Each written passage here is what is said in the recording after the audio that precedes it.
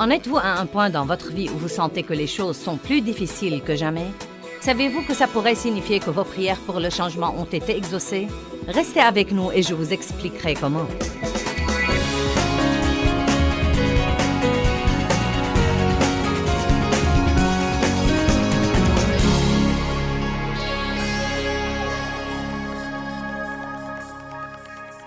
Ouvrez vos Bibles à 2 Corinthiens, chapitre 5, verset 20. Père, nous te remercions pour la parole. Nous croyons qu'elle influera sur nos vies. Aide-nous à nous concentrer et à ne pas être distraits. Et donne-nous une bonne mémoire au nom de Jésus-Christ. Amen. Je vais enseigner ce week-end sur la maturité spirituelle parce que j'estime que puisque nous représentons Dieu, nous devons nous assurer que nous croissons en lui et que nous mûrissons en lui. Et croître en Dieu veut dire que davantage de nous diminue, davantage de ce vieil homme, de cette vieille vie, de cette vie charnelle. Et donc, nous sommes dans un voyage. Ce n'est certainement pas quelque chose qui arrive tout d'un coup, mais je crois que nous devons faire des progrès continuels. Je veux vous montrer maintenant un passage qui donne vraiment à réfléchir. Et je crois que c'est un passage que nous devons prendre au sérieux. Ce n'est pas seulement un grand honneur pour nous, mais encore très important. La Bible dit, dans le verset 20 de 2 Corinthiens 5, « Nous sommes donc ambassadeurs pour Christ. » Vous savez, un ambassadeur est une personne qui va représenter une autre personne. Nous sommes donc ambassadeurs pour Christ, comme si Dieu exhortait par nous. Nous, comme représentants personnels de Christ, vous en supplions au nom de Christ. Saisissez la faveur divine qui vous est offerte et soyez réconciliés avec Dieu. Ce qui m'agace le plus, c'est que nous sommes les représentants personnels de Dieu dans le monde. Quand vous allez au travail, tout le monde sait que vous êtes chrétien, vous êtes un représentant personnel de Dieu. Vous avez un autocollant sur la voiture, vous êtes un représentant personnel de Dieu. Vous portez une croix autour du cou, vous êtes un représentant personnel de Dieu. Vos amis savent que vous allez à l'église, vous êtes un représentant personnel de Dieu. Vous vous asseyez peut-être pour lire votre Bible avant le travail ou à la pause de midi. Vous êtes un représentant personnel de Dieu. Et la plus grande tragédie que nous avons aujourd'hui, c'est les gens qui ont l'attirail des chrétiens, mais n'ont pas du tout le bon fruit qui va avec lui. Allez maintenant. Et nous devons combler cette lacune. Nous devons continuer à travailler avec Dieu pour combler cette lacune. Je dois le faire. Vous devez le faire. Paul dit, je ne suis pas encore arrivé, mais je vais persévérer. Je vais persévérer. Donc, il n'y a certainement aucune condamnation si vous ne vous sentez pas mieux ou même si vous avez fait des erreurs aujourd'hui. Mais nous ne pouvons pas prendre une attitude laxiste et penser que Dieu est notre copain, qu'il est notre ami.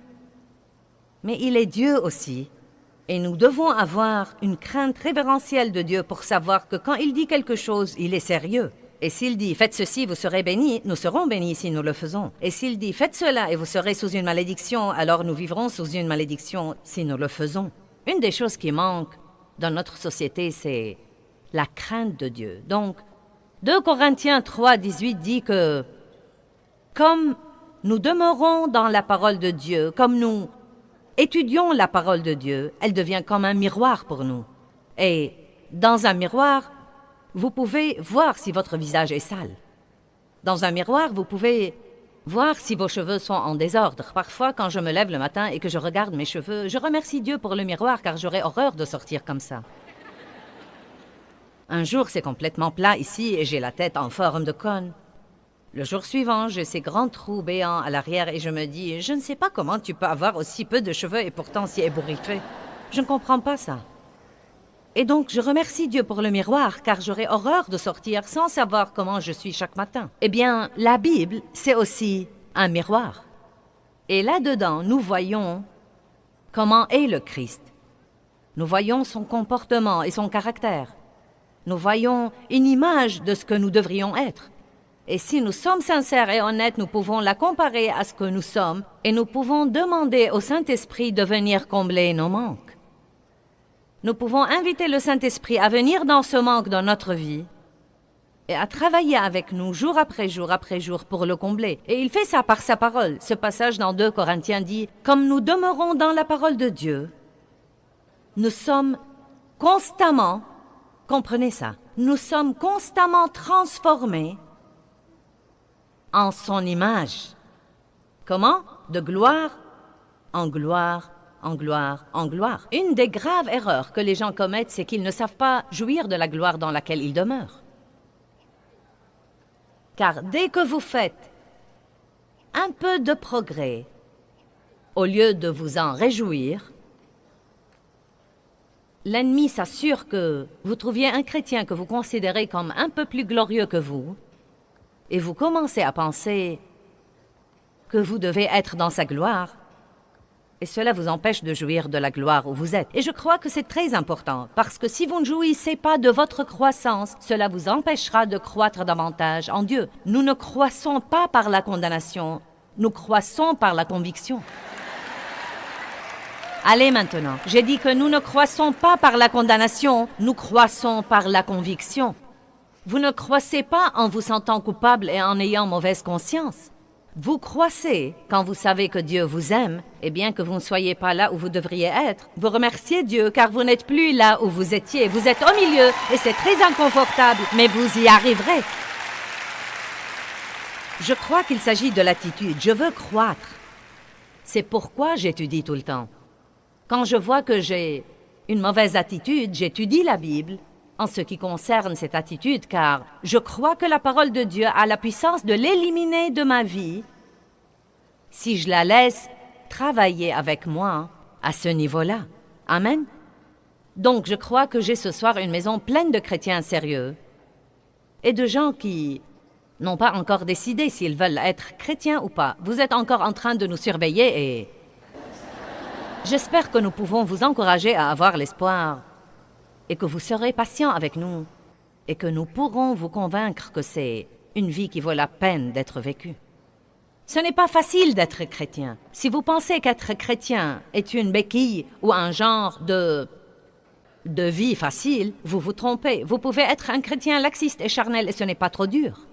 Ce n'est pas trop dur d'aller à l'église et de vous installer sur un banc et ne jamais rien faire. Mais si vous voulez vraiment vivre la vie, laissez-moi vous dire une chose. C'est un engagement à plein temps. Surtout si vous voulez être un chrétien authentique. Il n'y a pas de maturité au micro-ondes. Nous voulons la transformation, mais nous la voulons au micro-ondes. Nous ne la voulons pas au four où ça prend longtemps. Nous voulons augmenter la puissance au maximum et la mettre au micro-ondes. Mais ça ne marche pas avec Dieu. Il n'y a pas d'exaucement drive-in. Vous pouvez avoir tout le reste drive-in, mais pas un exaucement drive-in. Quand vous dites à Dieu que vous voulez changer et être transformé, quand vous vous mettez d'accord avec lui que vous êtes qui il dit que vous êtes et que vous n'êtes pas qui il dit que vous n'êtes pas, quand vous reconnaissez que vous n'y pouvez rien, que vous avez besoin de lui, et quand vous l'invitez à travailler dans votre vie, vous commencez un voyage. Ce voyage a un début, il a une fin et il a un milieu. Et laissez-moi vous dire une chose, le début est plutôt passionnant, la fin est toujours merveilleuse, mais le milieu est très dur. Et nous ne savons pas toujours combien de temps dure le milieu. Combien d'entre vous sentent qu'ils sont au milieu de quelque chose maintenant et ils ne savent même pas ce que c'est? Et ils auraient voulu ne pas y être, mais c'est trop tard, vous ne pouvez pas en sortir. Voyez, Dieu est comme ça, c'est comme s'il vous mettez là-dedans et vous entourez par derrière et par devant, comme il dit dans les psaumes. Et vous n'avez nulle part où aller, mais vous allez rester là et laisser Dieu faire ce qu'il veut faire. Vous savez, la transformation est un mot intéressant. Il vient d'un mot que nous traduisons aussi métamorphose. Et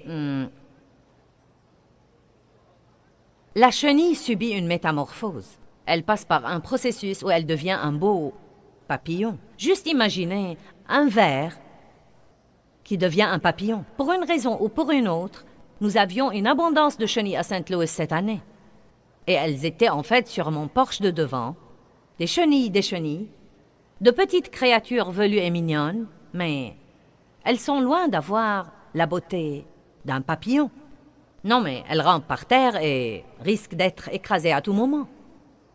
Le papillon vole avec liberté et il est beau. Et je ne pense pas que quiconque puisse suivre la trace d'un papillon, car il paraît qu'ils n'ont pas de constante, ils vont dans toutes les directions, il n'y en a pas deux de pareils, c'est extraordinaire. Mais pour que cette chenille devienne ce papillon, elle doit passer par un processus que si nous étions la chenille, je suis sûre que nous le trouverions extrêmement pénible. Et je ne comprends pas tout ça, mais on me dit qu'elle commence à sentir que quelque chose va changer. Et puisqu'elles n'ont jamais subi ça, je suppose qu'elles ne savent pas ce que c'est. Pour elles, c'est l'instinct, mais parfois dans nos vies, nous pouvons sentir que quelque chose doit changer. Nous pouvons sentir que quelque chose va changer.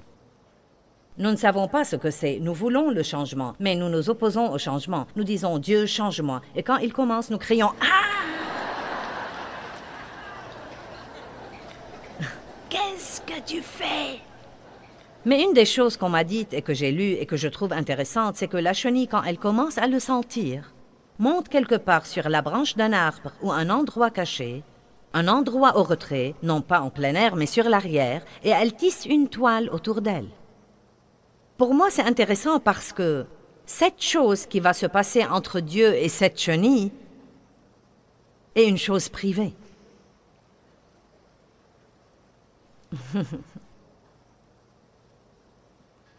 Essayez d'exprimer ce que vous ressentez quand Dieu traite avec vous, et vous aurez certainement l'air d'un fou.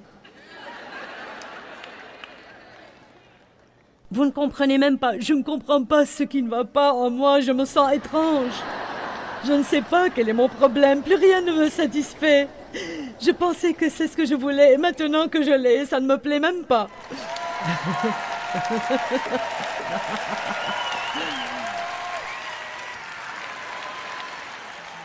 Dieu, qu'est-ce qui ne va pas en moi?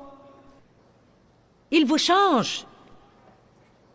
Il a fait une bonne chose en vous quand vous avez reçu le Christ. Il y a une chose merveilleuse qui a été faite en vous. Comme j'ai dit hier, je crois, du moins j'aime l'expliquer de cette façon et je peux le prouver bibliquement, comme quoi nous portons tout ce que Dieu est quand nous sommes régénérés. La graine, le Christ, vient vivre en nous par le Saint-Esprit. Nous devenons la demeure de Dieu. Mais tout entre dans notre esprit sous forme de graines. Et les graines doivent pousser, elles doivent être arrosées de l'eau de la parole. Elles doivent être soignées et protégées. Les mauvaises herbes doivent être éliminées de nos vies pour ne pas étouffer cette graine. Et finalement, elle devient un arbre de justice. La Bible dit dans Ésaïe, une plantation de l'Éternel pour servir à sa gloire. Un arbre qui porte du fruit. Quand les gens sont affamés et misérables, ils peuvent cueillir notre fruit. Et notre fruit ne s'épuise jamais. Mais tout commence avec une graine. Vous avez des choses incroyablement merveilleuses à l'intérieur de vous. Non seulement des dons et des talents et des capacités, mais encore la force pieuse et la joie et la paix et la justice et l'espérance et l'humilité et l'amour. Vous avez en vous la capacité d'aimer les gens pour les guérir. Mais c'est tout en profondeur. Bien, tout en profondeur, là-dedans. De petites graines. Nous devons continuer à verser la parole. Verser et arroser ces graines. Verser la parole, verser la parole. C'est pourquoi c'est ridicule quand je mentionne un livre spirituel et vous pensez « Oh ouais, j'ai besoin de ce livre sur simplifier la vie ». Vous vous dirigez vers la table des livres et 20 personnes font la queue et vous dites « Je ne veux pas attendre ». Eh bien, quelle honte! Vous faites la queue pour d'autres trucs qui ne vous servent à rien. Allez maintenant. Nous devons apprécier la parole de Dieu davantage. Et je crois que nous devons comprendre que nous devons étudier la parole si nous voulons croître. Non pas seulement la lire, mais encore l'étudier. Il y a une différence entre lire et étudier. Je crois que la lecture renouvelle votre intelligence, mais l'étude vous donne des révélations. Elle pénètre à l'intérieur de vous, elle pénètre dans vos cœurs et devient une partie de vous. Amen. Et donc, cette croissance est essentiellement la façon de Dieu de prendre la graine qu'il a mise en nous par sa grâce et la développer jusqu'à ce qu'elle prenne le contrôle de notre vie et devienne plus grande que toute autre chose. Et à ce moment-là, les autres peuvent la voir. Mais c'est un processus et je pense que c'est un processus très douloureux. Je ne sais vraiment pas ce qu'endure ce verre.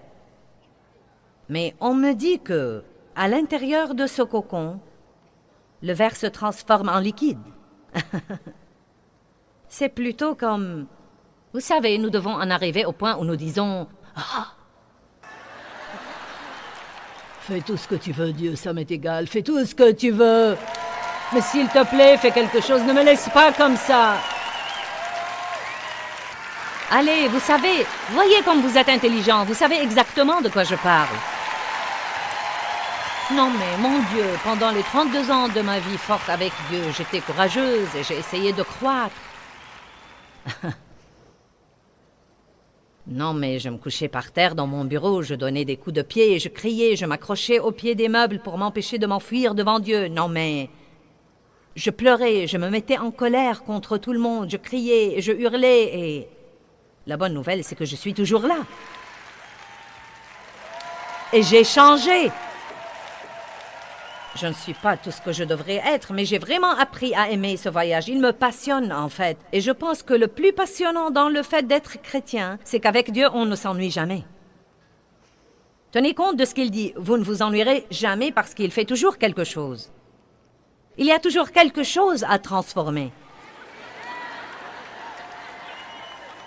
Amen. Donc, pensez à ce verre. Il rampe à l'arrière de cette branche tout seul. Il arrive à cet endroit tout seul.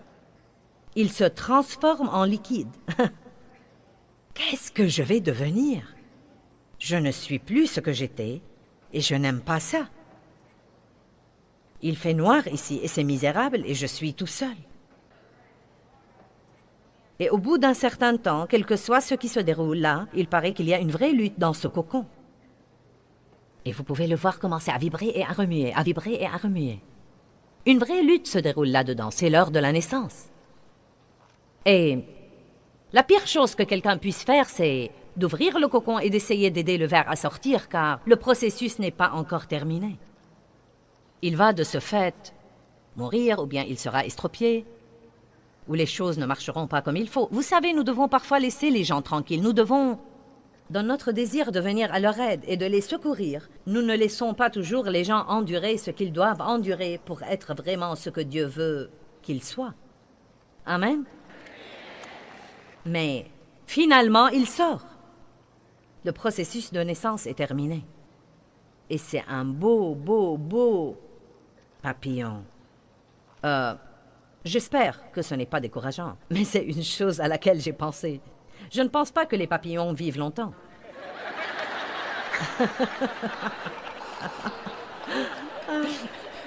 Je ne me suis jamais donné la peine de partager cette partie.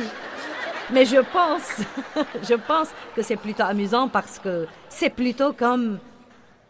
Vous sentez que le temps que vous ayez finalement un peu de bon sens... et que vous le fassiez finalement de la façon dont Dieu veut que vous le fassiez... Vous vous demandez pour combien de temps vous serez toujours là. Donc, il y a dans cette histoire de papillon beaucoup d'aspects que nous devrions examiner. Donc, voulez-vous vraiment être transformé? Êtes-vous prêt à avoir ce temps seul avec Dieu, ce temps privé avec Dieu? Êtes-vous prêt à vous transformer en liquide? Êtes-vous prêt à fondre devant le Seigneur, à devenir une argile souple entre ses mains? Sans savoir ce que vous allez devenir, mais vous faites confiance à Dieu et vous endurez la lutte et vous n'essayez pas d'avoir une naissance prématurée. Et vous n'abandonnez pas. Vous ne pouvez pas avoir la maturité micro-ondes et l'exaucement drive-in et être le genre de personne qui ne veut pas endurer ce que vous devez endurer. Je pense qu'il y a très peu de gens, si vous voulez savoir la vérité, très peu de gens qui vont vraiment jusqu'au bout pour être ce que Dieu veut qu'ils soient. Nous avons besoin de plus de vrais ambassadeurs pour Dieu et non seulement des gens qui portent ce titre. Je le sais de mon expérience personnelle, si je ne peux pas aller quelque part, et c'est quelque part où je dois vraiment me rendre, et si je vais envoyer quelqu'un pour me représenter, croyez-moi, je suis difficile pour ce qui est de la personne que je vais envoyer. Parce que quand vous êtes envoyé comme ambassadeur pour quelqu'un d'autre, les gens penseront qu'il est comme vous. Je suis vraiment heureuse quand les gens parlent de... Vous savez, quand nous allons faire une conférence et que les gens nous disent « Vous savez quoi? Vos gens sont vraiment merveilleux. Ils sont si courtois. Ils vous représentent vraiment bien. » Ou quand les gens nous disent « Vous savez, vos standardistes sont merveilleuses. Elles ont été si serviables. » Je suis très heureuse parce que je sens que ça nous représente. Et nous devons nous rendre compte que nous représentons Jésus-Christ. Nous sommes ses représentants dans le monde. Et je pense que nous devons l'aider à avoir une meilleure réputation. Je suis jalouse de la réputation de Dieu et j'en ai assez de la façon dont les gens parlent de lui. J'en ai assez de gens qui s'amusent à lancer son nom comme s'il ne valait rien. J'en ai assez de gens qui se moquent de lui à la télé. Je veux que Dieu ait une bonne réputation. Amen. Parce que notre Dieu est un Dieu redoutable. Ce n'est pas juste un cantique que nous chantons. Il est redoutable. Donc parlons un peu du processus de croissance, car je pense que si vous ne le comprenez vraiment pas, vous risquez d'abandonner et de ne pas aller jusqu'au bout. Et donc nous avons 2 versets que nous allons étudier. Jean 15, verset 1. Jésus dit « Je suis la vigne et mon Père est le vigneron. Tout sarment qui est en moi, Jean 15, 2. Tout sarment qui est en moi et qui ne porte pas de fruits, qui arrête d'en porter, il le taille et l'enlève et le retranche. Et tout sarment qui porte du fruit, il le nettoie et l'émonde à plusieurs reprises, afin qu'il porte plus de fruits, plus riches et plus excellents. J'ai compris quelques années plus tard que vous serez taillé si vous portez et si vous ne portez pas. Ça ne semble pas juste. Mais c'est comme s'il y a quelque chose dans votre vie que Dieu n'aime pas, il l'éliminera. Si vous semblez bien faire, il vous taillera de toute façon, car quand vous taillez un arbre, il devient plus fructueux. Nous avions il y a longtemps un arbre dans notre jardin qui devenait disgracieux. Il poussait dans toutes les directions, comme s'il faisait ce qui lui plaisait, et il avait beaucoup de petits rejetons sur son pied. Nous avons des rejetons dans notre vie, vous savez ce qu'ils sont? Ce sont des choses mignonnes qui sucent notre vie. Ces petits rejetons sur les pieds des arbres, sur les troncs des arbres, sont mignons. Ils sont de petites merveilles et ils sont mignons. Vous avez horreur de les couper car vous aimeriez voir ce qu'ils deviendraient. Mais ils sucent la vie de l'arbre. Et il y a de bonnes choses dans votre vie qui ne sont pas des choses de Dieu. Il y a des choses que nous pouvons faire, mais ça ne veut pas dire que nous sommes censés les faire. Ce sont des rejetons, ce sont des choses qui volent notre temps et volent notre énergie. Elles ne produisent vraiment pas de fruits. Vous les reconnaîtrez à leurs fruits. Est-ce quelque chose que je suis vraiment censé faire? Quel est le fruit dans ma vie? Y a-t-il du fruit là-dedans, du bon fruit? Est-ce le plus de fruits? Et la taille alors? Eh bien, voilà quelques outils de taille. J'en ai beaucoup plus, mais... Dieu commence normalement avec certains de ces outils. Et peut-être qu'il aimera faire quelque chose de petit. Et vous criez « Ah !»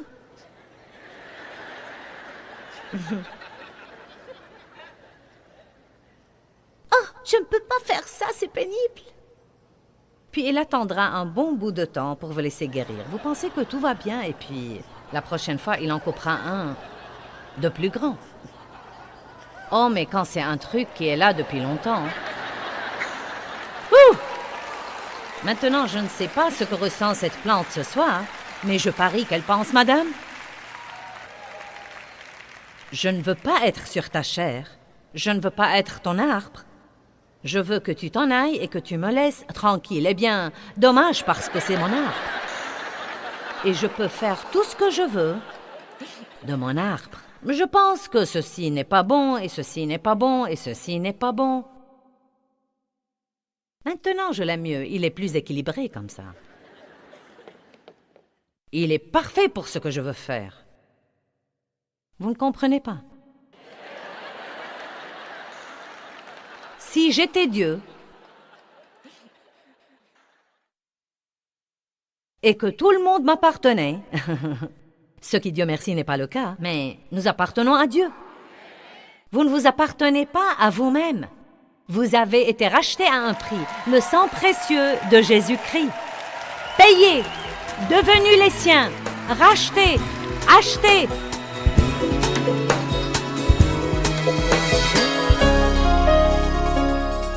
Vous savez, la transformation est un processus et ce n'est pas nécessairement un processus facile. Je crois que Dieu seul peut le faire et le faire comme il faut.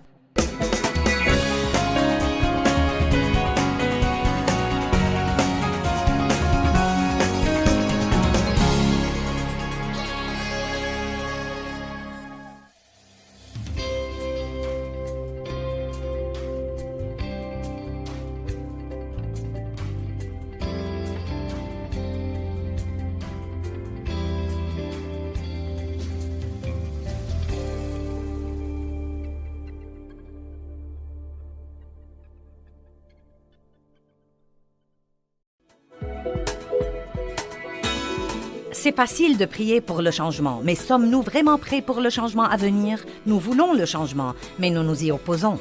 Ce n'est pas aussi simple que nous le croyons. Nous allons en parler aujourd'hui dans Jouir de la vie de tous les jours.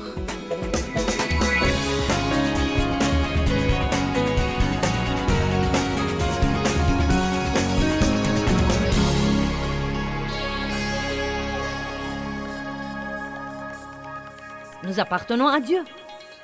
Vous ne vous appartenez pas à vous-même. Vous avez été racheté à un prix, le sang précieux de Jésus-Christ. Payé, devenu les siens, racheté, acheté. Nous appartenons à Dieu. Il nous a rachetés de l'ennemi. Et il ne veut pas nous voir chanter à l'église « Je livre mon tout », puis rentrer à la maison et piquer une crise. La première fois où il nous demande de faire une petite chose que nous ne voulons pas faire ou que nous n'avons pas envie de faire. Donc nous avions dans notre jardin cet arbre-là qui poussait absolument dans toutes les directions. Sérieusement, il avait cette branche qui allait bien au loin. J'ai vu un arbre aujourd'hui. Nous faisions un tour en voiture. Non, mais il avait l'air vraiment ridicule. Il allait complètement dans cette direction et cette grande partie de lui était comme... J'ai pensé, mince alors, il faut que quelqu'un taille ça.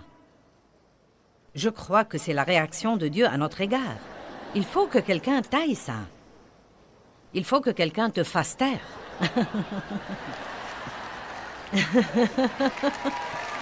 Il faut que quelqu'un te prenne à l'écart et te parle. Et donc, nous ne savions rien sur la taille. Dave a appelé quelqu'un pour venir tailler l'arbre. Et quand je suis rentrée du bureau à la maison, j'ai presque piqué une crise parce qu'il ne restait de cet arbre presque rien, mais juste comme... Non, mais il n'en restait presque rien et j'ai dit « Tu as tué notre arbre !» N'est-ce pas ce que ça nous fait parfois? Combien de fois ai-je répété au fil des années « Dieu, ça me tue, ça me tue, ça me tue, aide-moi !» Et le plus drôle, c'est que ça me tuait vraiment, mais je ne le savais pas. Ça tuait la partie de moi qui avait besoin de mourir. Ça tuait la partie de mon moi qui ne portait pas du bon fruit. Vous êtes-vous jamais entendu dire « Dieu, ça me tue, ça me tue, ça va me tuer !» Je parie que Dieu étant Dieu et sachant ce qu'il sait, je parie qu'il pense parfois que nous sommes très drôles. Et donc Dieu nous taille pour que nous portions plus de fruits, plus riches et plus excellents. Je ne sais pas si je devrais vous dire ça ou pas, mais si vous laissez Dieu commencer à tailler et vous êtes d'accord avec lui et vous commencez à porter plus de fruits, s'il voit qu'il a quelqu'un avec qui il peut vraiment travailler, mince alors, il se met résolument au travail. Nous comprenons ça. Non, mais même si vous avez quelqu'un dans votre église ou un employé que vous trouvez ouvert et prêt à être façonné et qui veut grandir et apprendre, mince alors, vous vous liez d'amitié avec lui et vous passez plus de temps avec lui. Vous n'êtes pas obligé de le dorloter, vous pouvez juste y aller et mener à bien le processus et vraiment l'utiliser. Et donc, nous voulons laisser Dieu nous utiliser, nous voulons grandir et je pense que nous devons le faire au plus vite car nous sommes assez intelligents pour réaliser que quelque chose se passe dans le monde. Et je ne vais pas essayer de prophétiser, mais je crois que si nous avons l'intention d'être prêts, maintenant est le bon moment pour être prêts. Amen. Je ne sais pas quand le ravissement aura lieu, mais je ne veux pas être laissé. Donc je veux m'occuper à bien représenter le Christ. Mais ce qu'il y a d'intéressant, c'est que j'ai cru qu'il a tué cet arbre. Et l'année d'après, cet arbre n'était pas beau à voir, mais le printemps est venu l'année d'après, et cet arbre était plus épais, et il avait une forme parfaite, une forme merveilleuse, et il était plus beau que jamais. Et je veux vous encourager ce soir, si vous êtes dans le processus de la taille, et que vous sentez que Dieu vous taille tellement que ça va vous tuer, soyez encouragés parce que vous en sortirez plus beau, vous en sortirez plus fructueux, vous en sortirez avec plus de vitalité que jamais. Ça vaut la peine. Ça vaut la peine. Nous devons cesser d'être des chrétiens infantiles, des chrétiens mous. Maintenant, Romains 8, 29. Romains chapitre 8, verset 29. Car ceux qu'il a connus d'avance, dont il était conscient et qu'il a déjà aimé, il les a aussi prédestinés. Vous avez une destinée.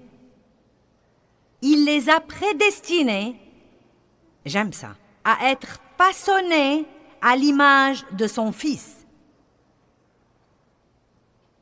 Oula! Destinés à être comme le Christ. Nous aimons les enseignements sur la destinée, les livres sur la destinée, les cantiques sur la destinée. Mais vous avez une destinée plus importante que d'avoir un grand ministère, une destinée plus importante que de mener le chant et une destinée plus importante que d'avoir vos propres affaires. Votre destinée, c'est d'être façonné à l'image de Jésus-Christ et de partager intérieurement sa ressemblance et extérieurement son fruit. Eh bien, vous voyez, ça a l'air doux aussi. Nous le lisons et nous disons « Oh !» C'est plutôt comme le truc de la taille. À moins de faire une petite étude et de découvrir ce que c'est que la taille et d'aller voir quelques outils de taille. J'en ai tout un tas. Non, mais j'ai acheté un livre sur les plantes. Et j'ai vraiment étudié ça. Et j'ai pensé, ce n'est pas étonnant que je traverse ce que je traverse. Et donc, c'est juste un petit exemple et peut-être que vous m'avez même vu faire ça. Mais le modelage commence avec... Et pratiquement, c'est à peu près ça. C'est ce que nous sommes quand Dieu nous prend. Et la plupart de nous ne sont pas si souples. Car vous pouvez vraiment travailler avec ça. Et c'est plutôt intéressant, car chaque fois que je donne cet exemple, je dis à nos gens, assurez-vous de m'apporter de l'argile fraîche. Car j'en portais un peu avec moi quand je voulais faire ça, et l'argile s'endurcissait, et croyez-moi, on ne peut rien faire avec de l'argile dure. Donc, bien des fois, avant que Dieu ne fasse quoi que ce soit, il doit nous assouplir. Il y a beaucoup de dureté dans les cœurs des gens. Il y a une brisure qui doit avoir lieu dans nos vies, un assouplissement. Mais si cette argile avait des sentiments et une voix, je parie qu'elle hurlerait maintenant. Que dirait-elle à votre avis? Aïe! Arrête!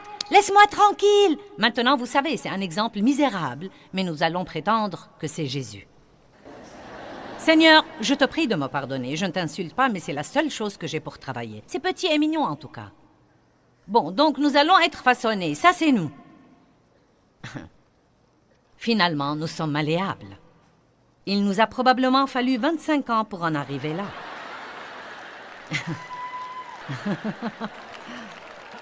Il nous a fallu beaucoup d'eau de la parole pour en arriver là. Donc maintenant, nous allons être façonnés à l'image de Christ. Oh oh! Il n'y a pas assez de place pour moi. Cela veut dire quoi, à votre avis? Oh oh! Ceci doit partir.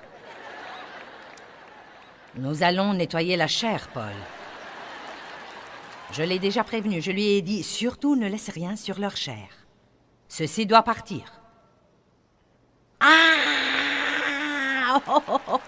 N'enlève pas ça aussi, non, non, non, non! Ceci doit partir. Ah! Oh, le Seigneur soit loué!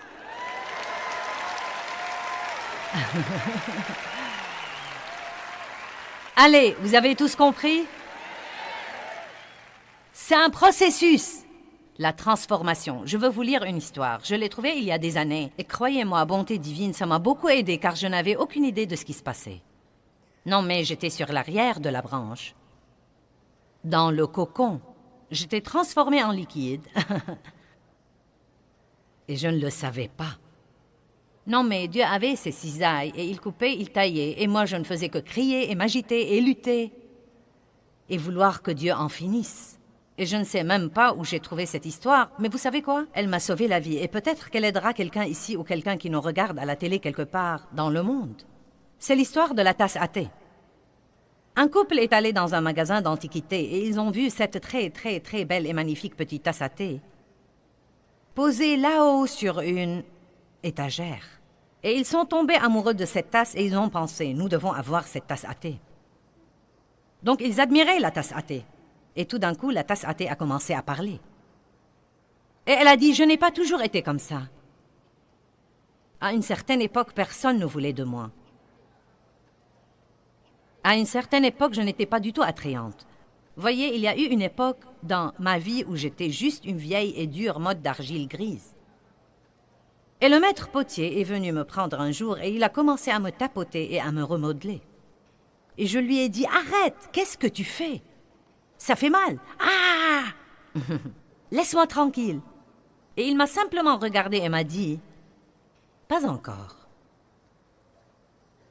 Puis il m'a mis sur un tour et il a commencé à me faire tourner et tourner et tourner. Et j'ai été tellement prise de vertige que je pouvais à peine voir et j'avais la nausée.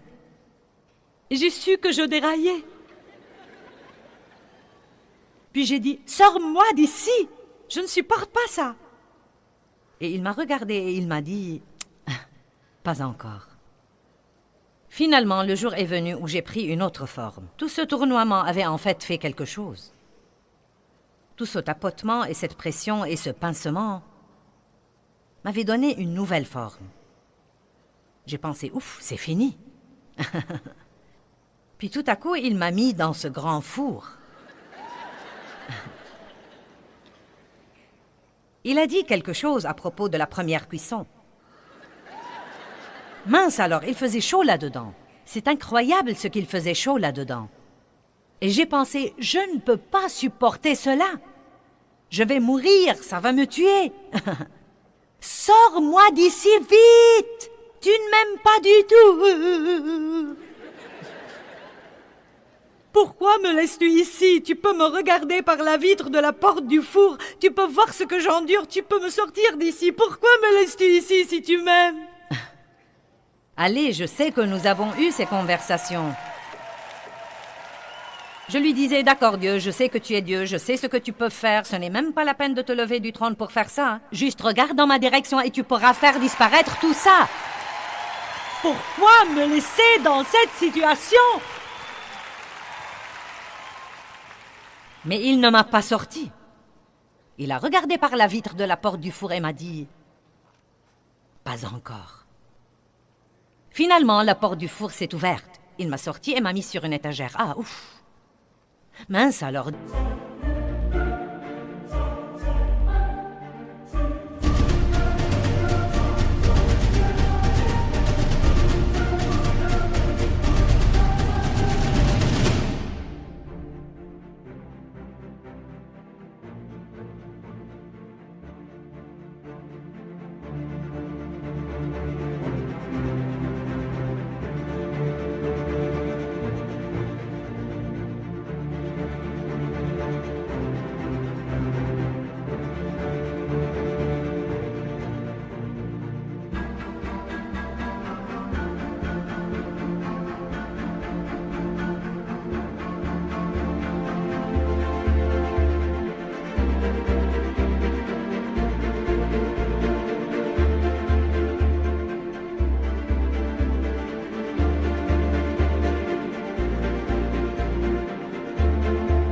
Dieu merci, c'est fini. Il m'a posé ici un moment, puis il a commencé à me peindre, et bon sang, qu'est-ce que ça puait. Il a changé ma couleur du gris à ce joli bleu que j'ai maintenant. Et j'ai dit, mince alors, ce truc pue, il m'étouffe. Je n'aime pas cette odeur, arrête, arrête, arrête, arrête, arrête. Et il m'a regardé et il m'a dit, pas encore. Et il m'a remise dans le four une deuxième fois. Ça s'appelait la deuxième cuisson et le four a été 2 fois plus chaud que la première fois. Et j'ai pensé, maintenant je suis sûre que je vais mourir. Il m'est impossible de survivre. Je sais que j'ai survécu la première cuisson, mais je ne survivrai pas celle-là. Tu dois m'écouter, s'il te plaît, maître potier. Sors-moi d'ici, ça va me tuer. Sors-moi, sors-moi, sors-moi. Pas encore. Puis un jour, la porte s'est finalement ouverte. Et il m'a sorti et m'a posé là-haut sur cette étagère pour que je me calme. Parfois, Dieu doit nous mettre sur une étagère pour que nous puissions nous calmer. Allez maintenant, c'est un bon sermon. Non, mais je ne saurais vous dire ce que ça représente pour moi. Je porte ça avec moi depuis des années et quand Dieu m'y mène, je le partage. Et j'espère que ça vous aidera ce soir. Et écoutez, Dieu vous transforme en quelque chose qui vous surprendra quand il aura fini. Et non seulement ça vous surprendra, mais ça surprendra encore beaucoup de personnes qui vous connaissaient avant.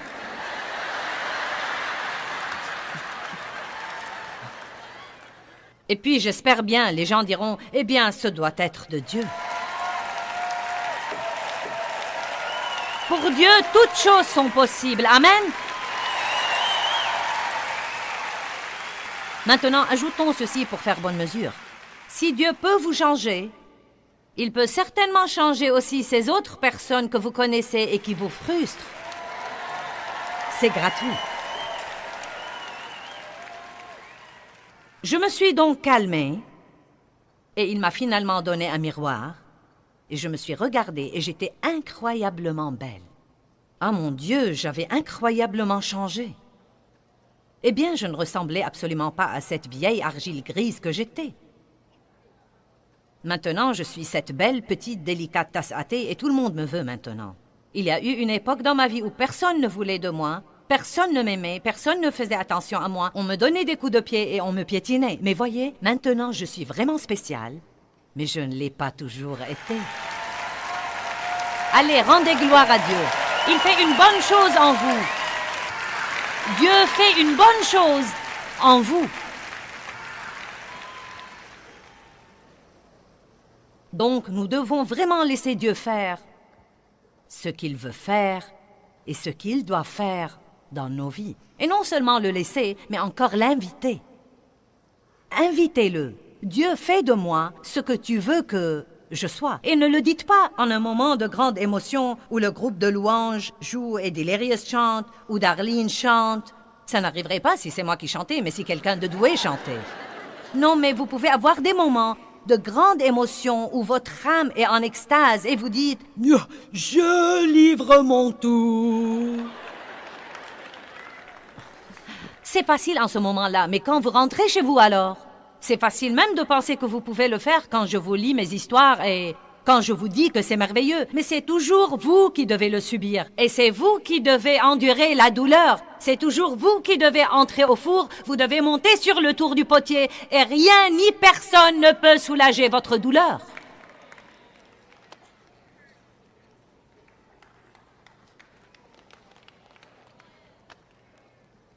Parfait. 4 personnes dans cette section sont excitées. Et puis-je vous dire une chose? Vous allez avoir mal en tout cas. Pourquoi donc ne pas avoir mal pour quelque chose qui sera finalement bénéfique? Il n'y a rien de plus effrayant que d'envisager de rester tel qu'on est. Maintenant, ça, c'est effrayant. J'espérais avant que Dieu me laisse tranquille. Maintenant, je prie qu'il ne me laisse jamais tranquille.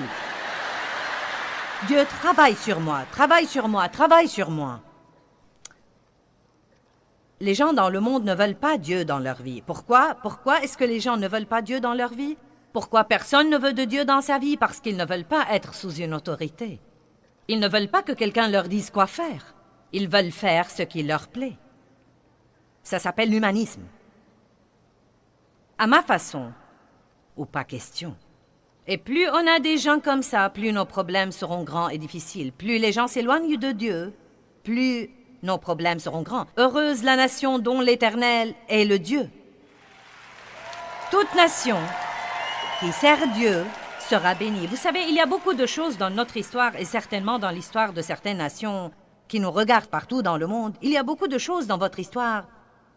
Et il y a eu des moments où le peuple servait Dieu. Toute notre constitution dans ce pays est basée sur les 10 commandements. Nos administrations publiques sont remplies de versets bibliques. Non, mais nos pères fondateurs ont tout basé là sur la parole de Dieu. Et juste en 200 courtes années, écoutez, nous sommes la nation la plus jeune du monde. En 200 courtes années, nous sommes devenus la nation la plus grande sur la surface.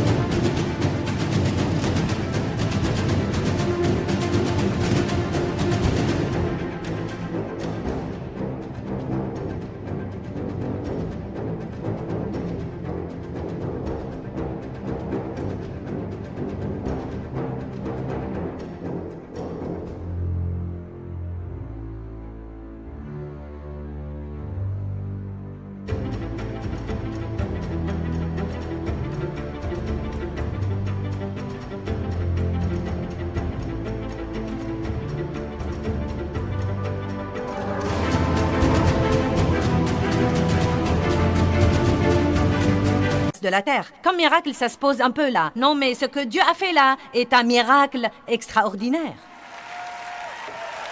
Mais bon sang, nous perdons du terrain très rapidement. Ce ne sont pas les pécheurs qui renverseront la situation. Nous devons prier et nous devons commencer à faire du bruit. Nous sommes une armée. Nous ne devrions pas être odieux, nous ne devrions pas être méchants, mais nous devrions parler. Nous sommes une armée. Nous sommes une armée.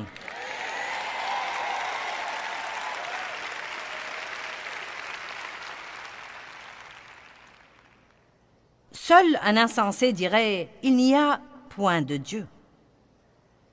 Et vous savez comment un insensé est décrit dans la Bible amplifiée? Chaque fois que vous voyez le mot insensé, il est décrit comme un insensé sûr de lui. Donc les gens qui pensent qu'ils n'ont pas besoin de Dieu, c'est qu'ils sont pleins d'orgueil, ils sont indépendants, pleins de confiance en eux-mêmes et ils pensent qu'ils peuvent tout faire tout seuls. Eh bien, savez-vous ce qui arrive, à mon avis, aujourd'hui? Les problèmes que nous avons ne sont pas seulement ici, ils sont partout. Et je pense qu'une grande partie de ce qui arrive, c'est Dieu qui dit, si vous pensez que vous pouvez diriger votre vie, eh bien faites-le. Maintenant, je crois qu'il va s'occuper du reste de l'humanité. Je crois que Dieu va s'occuper des gens qui le servent et qui l'aiment vraiment. Mais vous savez, je n'essaye jamais de dire des choses décourageantes dans nos réunions et je ne crois certainement pas que je suis un prophète de malheur. Et je crois que de bonnes choses vont se produire et je crois que Dieu va faire de bonnes choses et je crois que nous devons tous avoir une attitude positive. Mais je veux aussi dire ceci. Je crois qu'un jour viendra où les hommes seront séparés des enfants, où la lumière sera lumière et les ténèbres seront ténèbres, et il sera évident qui est qui et chacun choisira son camp.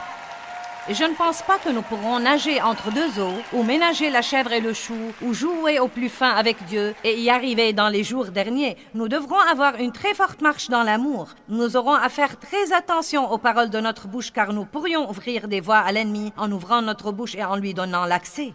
Et je crois que Dieu me donne un mandat dans les 2 prochaines années à donner aux gens beaucoup de viande dans mon enseignement et j'espère bien les aider à grandir. Et je vous prie de prier pour moi, car la vérité c'est que quand vous donnez de la viande aux gens, beaucoup d'entre eux essayent de la cracher et je dois trouver un moyen de la leur enfoncer dans la gorge pour sauver leur vie. Amen.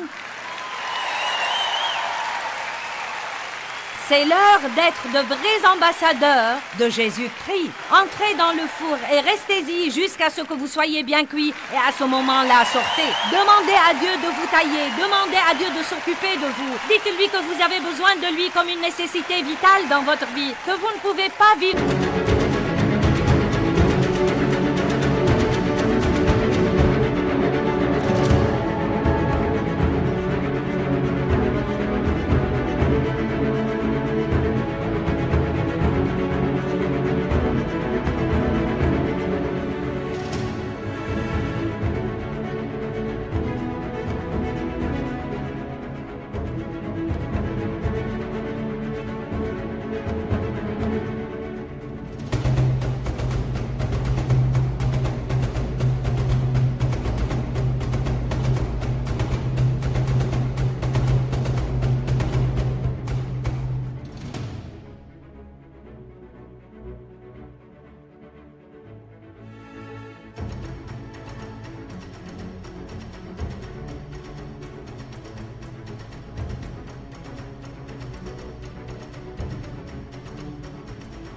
Sans lui, que vous mourrez si vous ne l'avez pas dans votre vie à chaque instant de chaque jour, car nous ne sommes rien sans Dieu. Rien sans Dieu. Amen. Notre Dieu est un Dieu extraordinaire. Et nous n'allons pas nous taire, et nous n'allons pas nous évaporer, et nous n'allons pas disparaître, et nous n'allons pas faire des compromis, et nous n'allons pas suivre le courant avec tous les autres.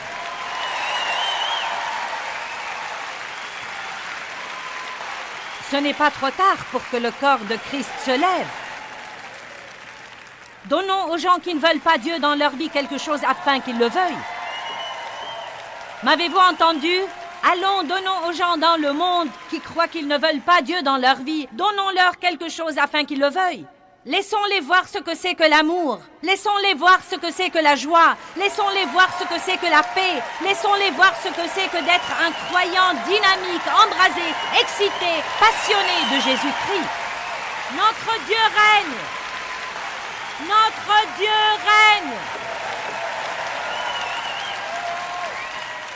Dieu, nous te rendons grâce et nous te louons pour ta bonté.